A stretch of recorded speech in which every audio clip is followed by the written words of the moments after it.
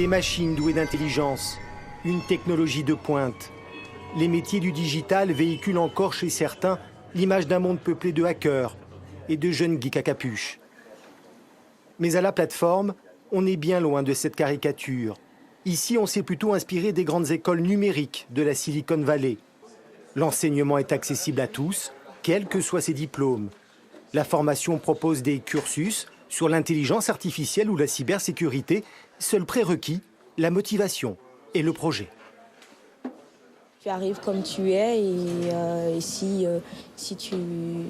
tu arrives en fait à matcher avec cette école, donc c'est-à-dire avec le numérique, il n'y a pas de souci quoi. Ça se fait tout seul.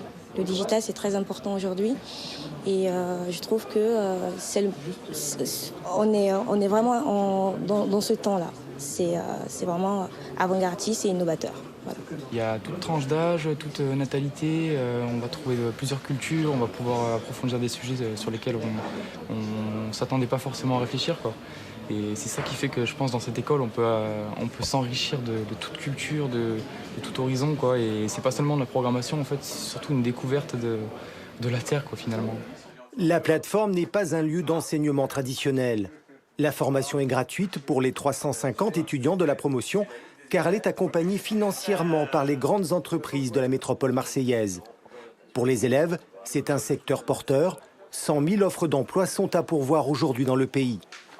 On a effectivement identifié les métiers, les compétences en tension. C'est globalement les compétences autour du numérique et d'abord le développement informatique, mais ensuite, bien sûr, la cybersécurité, la data, les données, l'intelligence artificielle, les algorithmes, qui sont des métiers sur lesquels il y a beaucoup de tensions aujourd'hui sur le marché. Donc nous, on forme en particulier sur le code, la cyber et la data. Dans ce laboratoire pédagogique, 30% des étudiants n'ont pas le bac et 10% étaient bénéficiaires du RSA. Le cursus dure 2 ans, la deuxième année étant consacrée à l'apprentissage dans une start-up. L'histoire de cette école, c'est une idée, une envie que nous portions de créer cette école avec un modèle un peu original. Et j'ai été voir les entreprises pour les pitcher autour de cette idée et elles ont dit oui avec enthousiasme et c'est ça qui a rendu l'école possible.